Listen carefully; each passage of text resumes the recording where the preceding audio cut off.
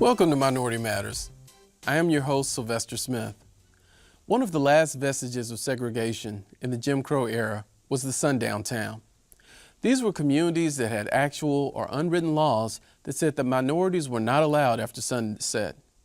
Today we'll talk about the history of sundown towns, find out if they still exist, and explore what some are doing to try to change these towns' long-held perceptions. Joining me for this discussion are Mayor Jeff Crockett of Harrison, Dr. Guy Lancaster, editor of the Encyclopedia of Arkansas History and Culture, and Deshaun Scarborough, executive director of the Arkansas Martin Luther King Jr. Commission. Gentlemen, thank you so much for joining me today. Thank you, King. Thank you for having us here. Well, this is a very important topic, one that if you grew up in the South in the time that I did, you're very familiar with. I remember hearing that there were just certain places in Arkansas that you frankly couldn't visit, and that if you were caught there when the sun went down, you're going to get hurt. And I really want to have the discussion about what that meant, what it means today, and if there's still towns like this in Arkansas. And I want to start with you, Doctor. Tell us about the history of the sundown towns. Well, sundown towns start emerging at a time called the nadir of race relations in America. And this is after the kind of promise of Reconstruction fades. Reconstruction was really kind of a revolution in race relations. Slaves were freed, empowered to vote, and many were elected to higher office throughout the South, throughout the nation. But slowly, there starts to be pullback from that. White leaders start diminishing their support for African American civil rights across the board. And you see resurgent democratic politics that are essentially trying to create the pre-Civil War dynamic, but without the formal institution of slavery. And so, where sundown towns emerge are often places that did not have a high black population before the Civil War. Places like the upland areas of Arkansas, the Ozarks and the Ouachitas, where you didn't have a lot of slavery because you couldn't establish your large-scale cotton plantation. And so you see where sundown towns start emerging tends to be along rail lines, especially. Towns related to emerging industries that happen in this New South period, coal mining, the timber industry. And you even see some of this violence in newer communities in the northeastern Arkansas Delta, places that hadn't been drained before the Civil War, lowland swamp areas that were just coming online, just being developed, just becoming a part of the larger economy. And really, you see this kind of racial cleansing violence occurring all across the state. But not every community becomes a sundown town. One of the earliest cases that I've discovered of this expulsion violence occurred just north of here in Van Buren County, right across Cadron Creek in 1883. A man named Burl Lindsay was, he was a black homesteader living in the area with a few other African Americans, and someone posted notices across his property warning him to leave. One of them read, "Notice is hereby given that I certify you, Mr. Negro, just as sure as you locate yourself here, death is your portion. The Cadron is a dead line. You can't live on this side at all, and this is all you're going to get, and I don't know what kind the next warning will be." What happened was, in January of 1883, about 10 masked men showed up at his house where he and some others had been hiding and fired into it with guns. And they managed to flee out the back door and were pursued, and in the process, he fired and managed to kill one of the attackers, and this black group managed to make its way to Conway, on foot through the cold and dank. And there was initially some support for his case. The local court issued warrants for the arrest of his attackers, but by the following year, he was the only one in jail for defending himself for killing a white man. And that's one of the first that I find. But from that point on, the violence just sort of explodes across the state. Well, before we get too far down Right. the line, because that is a very interesting piece of Arkansas history that, frankly, I had never heard. Let's talk a little bit about this violence, and I'm going to open it up now for everyone. You heard about the threat of violence, and this man was attacked, but what did it really mean? I mean, were people lynched through as a part of this process? I mean, what type of violent acts were committed against those who didn't adhere to the warnings? Right. There were numerous. There were several murders, especially as folks are being driven out of industries. There were some murders in southern Arkansas in 1896 as mass vigilantes called White Cappers and Night Riders attacked black encampments, trying to drive them out of the lumber industry or the railroad work. In Bonanza, which is just south of Fort Smith, in 1904, the town erupted in a race war as whites were trying to drive black miners out of the coal mines. And one of the newspaper articles mentions that as many as 500 shots were fired in the night. And these were not just transient black laborers. There's mention of families, women and children who are, this was the potential for emergent black middle class here. This is often how people climbed up the ladder, and it's being destroyed bit by bit all across the state. Well, at what point in our history did these towns really become very minority in their number? Because, we're talking about the 1800s here. It sounds Right. like they were all over Arkansas. Mhm. At what point did we get to the place in which there were only a handful of them? I'm not even sure we're at that place yet. I think there are more than people realize. Harrison gets picked on a lot because the Klan is there, but there are many more towns out there that have a similar dynamic, just like Harrison. But they don't have obnoxious white supremacists living next door, and so they're not often called to task. Well, I think this is a good time to shift this because we are fortunate enough to have the mayor of Harrison here. Mayor, is your community a sundown town? Absolutely not. Years ago, probably. They had what they determined was, I guess, a racial cleansing back there in 05 and 09, where they drove all the blacks out of town. Wait, 2005 no, and 2000? no, Okay. 1905. 1905. Okay. When they drove all the blacks out of town, and at that stage, all the newspaper articles and everything pertaining to that are missing. All the property that was owned by the black residents in that area got assumed by the white people that were left there. How that happened legally, who knows? Evidently, there was people in the county offices at that point in time that were transferring deeds that probably shouldn't have been transferred. But they no longer maintained ownership. They were gone. And then for years after that, I've heard the stories of I wasn't in Harrison until 1990, but I've heard the stories of Harrison being a sundown town prior to my arrival there.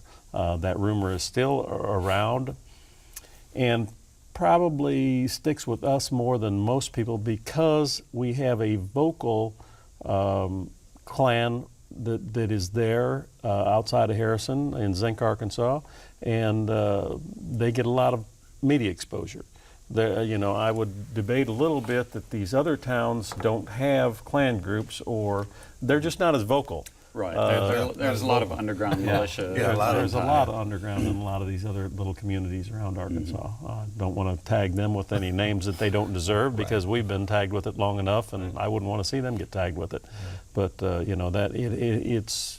it's that way all over. But we just get a little bit more negative publicity than most. Well, speaking of the negative publicity, I remember growing up in South Arkansas in the mid-'90s, and being told by a friend of mine who was a little bit older, who worked for a large retail chain, that she'd gone there to open a store, and that she was told by some of her white employees, you know, with all due respect, you know, I don't want to offend you, but I really recommend that you get a hotel room outside of here over in Missouri, and that you, as soon as we close the door, we'll drive you to the city limits, and then you go on. Now, you know, was Harrison really that dangerous of a place for minorities then, or was this just rumor and innuendo from the past? It was pretty much rumor and innuendo, at least since I've been there in 1990. I had a good friend that delivered product to me in a retail store that I owned up as late as probably 2005, black gentleman from Little Rock. He'd come up there and do his deliveries, and then he went through Eureka Springs and came back through Harrison, and he'd spend the night in Harrison. But for the time he was my delivery driver up there, I tried to get him to go out to dinner with me, and he would not. He would go to Arby's or Kentucky Fried or McDonald's and grab him something and go to the hotel and stay there. He was not comfortable in going out in Harrison at night because of what he had heard. I wouldn't have had a problem taking him anywhere, and I'm sure he would have felt comfortable anywhere I would have taken him. But it was just that perception that he had in his mind that he wasn't going to take the risk. And that's the kind of image we are trying to overcome, and not only as Harrison, but we need to overcome that image as a state. Well, it certainly does have an impact. We were talking before we start shooting about the impact on tourism for our state as a whole, the impact on economic development for Harrison and for our state as a whole. But it seems as if the times are changing, or at least that's what the media are reporting. And I want to thank Deshaun Scarborough for the work that he's doing to enhance the image of the area. You've spent a weekend in Harrison recently. Why don't you tell us about that experience? Yes. You know, it's funny. I want Jeff to ask me to go out the line. I'm up there all the time. We've been friends 4 years now. I'll tell you what. But, you know, Sylvester, honestly, I really have to say thank you to mentors like yourself. When I first came into office, you sat down with me. And many times you told me, hey, you know, this job is going to be tough, and you're going to have to overcome some obstacles that are going to be out there. Ironically, the commission had just restructured and wanted to take our agency in a new direction. And just through hearsay, so was Mayor Crockett. And, you know, by chances, we kind of merged together as a partnership, and we began nonviolence youth summits in that area, sponsored by the Arkansas Martin Luther King Jr. Commission and Department of Human Services. And we were truly, you know, I was truly amazed to hear a lot of the negativity that hovered over Harrison for many years. And, you know, sometime prior to us getting together, Mayor, you know, as you know, I was living in Florida. So coming back to, originally from Little Rock, Arkansas, but you hear the rumors, but I never really just took that to heart. I guess being raised by my grandmother, you just kind of, you hear those kind of things, but you don't really, you know, take heed to it. And my first focal point was, hey, as a state leader and as a taxpayer, you know, I look at it that way. If I'm paying taxes here in the state, you're going to tell me I can't go through Harrison. You know, wait a minute, hold on. But, you know, as a state leader, I mean, it was just, it was one of those things that we felt, Mayor Crockett and I, that the Arkansas Martin Luther King Jr. Commission and the city of Harrison really wanted to harp on in order to revitalize that community and that image, realizing there was one gentleman, you know, who stood 12 miles outside in Zinc, Arkansas, who was vocal. As Dr. Lancaster put it, you know, he's vocal about his viewpoints and his spirit and his ideology. To be able to speak for a city, and that entire city didn't feel that way. You know, it just kind of spoke volumes of the direction that Mayor Crockett is pushing the efforts of City of Harrison to go in. You know, as I've shared with Jeff many times, one of the first things I do is when I get to town, is I go to Walmart. Walmart's one of the biggest. That's how you're going to see everybody, and you're going to if they're going to feel a way about you, it's going to come out in Walmart. You know, it's one of the biggest stores there, and I've always felt welcome, much like yourself, Sylvester. You know, having an opportunity to stay there overnight and many weekends leading up to the programs, and I haven't had a problem, nor do I see a lot of the negativity that people have spoke of. You know, it's mainly individuals that have been voicing their opinion from that particular direction down in Zinc. I'm sure there individuals. I received a lot of looks, going through all right, but keep in mind I'm African American male coming through there, and there aren't many there. But genuinely, I felt that the individuals' handshakes and the welcoming was genuine, and I haven't had a problem being up there in the last 4 or 5 years. Well,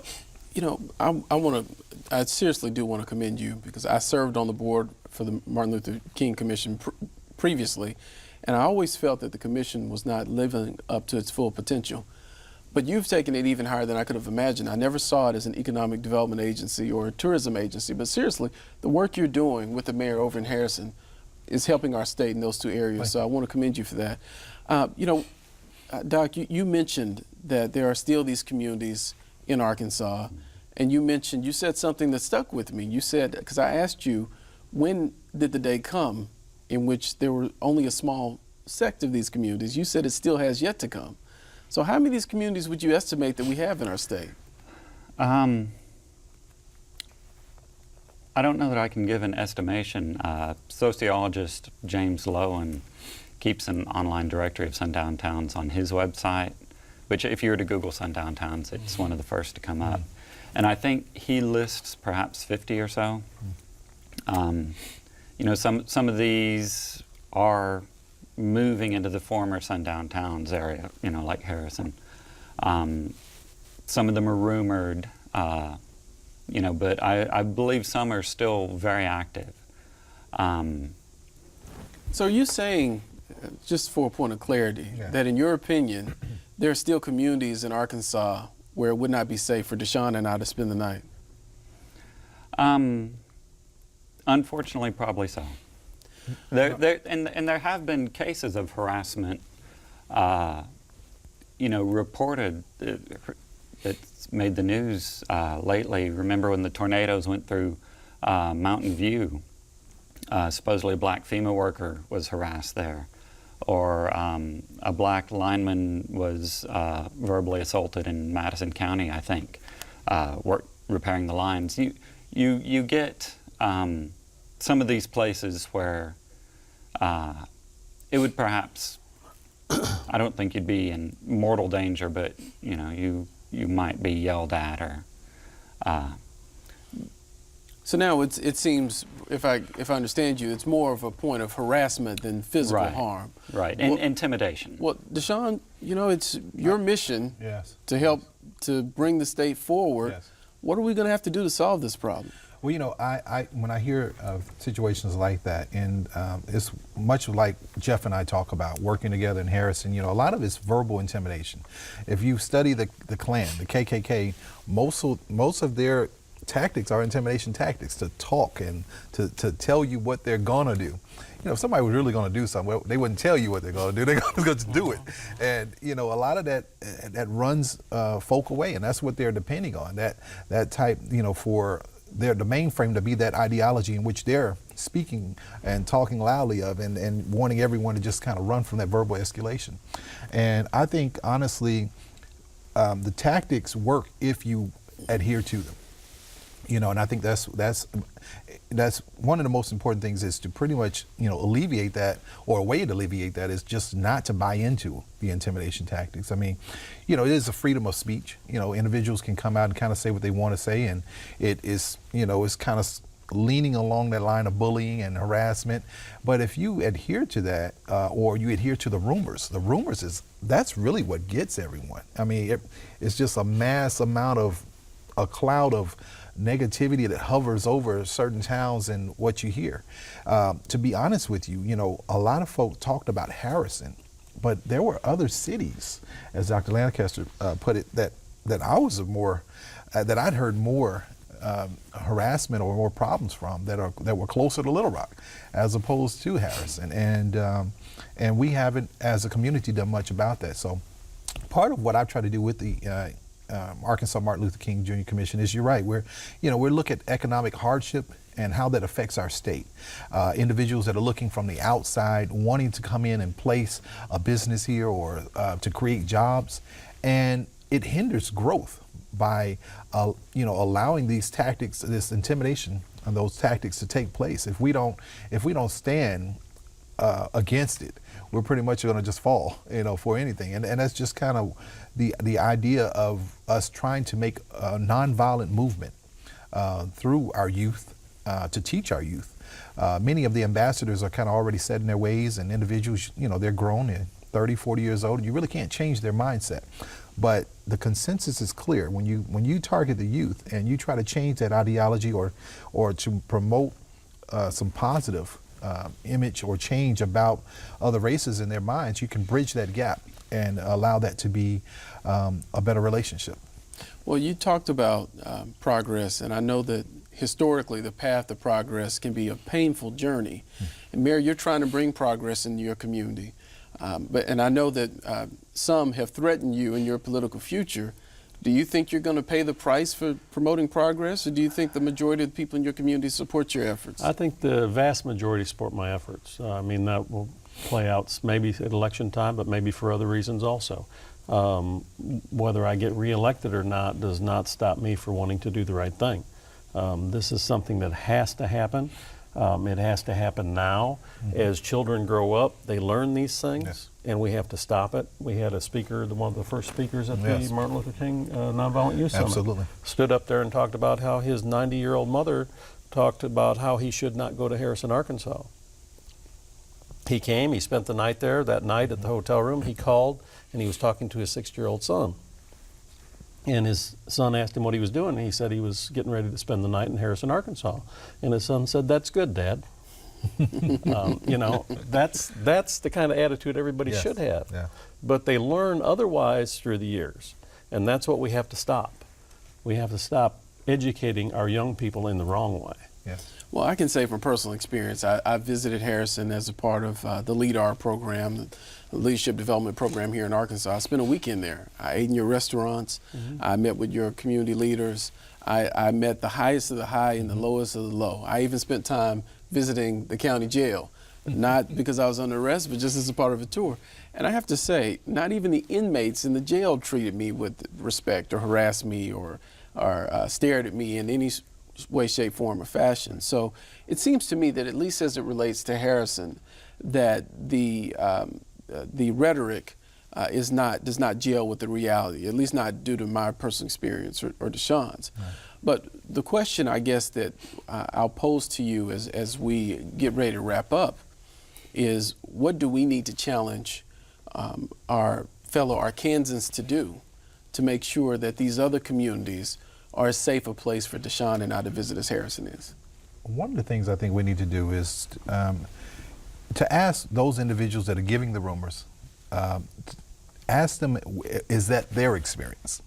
Oftentimes they're going by what they hear, and that can actually, again, it's a intimidation tactic. Sometimes that can just scare an individual away based off, I heard this about Harrison, and for me to say, hey, well, Sylvester, have you ever experienced that yourself? And you and I had talked before, and I hadn't experienced. I had a wonderful time in Harrison. I met with community leaders, and I told you I met with community leaders, and I told you the mayor was a great guy, and we had an opportunity to really, really talk positive, and it overcame pretty much all the negativity that was coming out. And I realize Harrison is now has had some challenges, and I commend Mayor Crockett for standing up, wanting to change that image, and he has overcome insurmountable obstacles just in the last 4 years that I've known him. And just as of recent, you have the KKK guy threatening his election. But one of the things you want to do really is focal. I would challenge individuals just to go through Harrison. And I've had the opportunity to sit down, and people they tell me they take routes around Harrison to go to, and that's just, to me, that's just silly. It's, especially if you never experienced, but you just heard those rumors. So, and you never question who you hear it from. It's just rumors that are out there.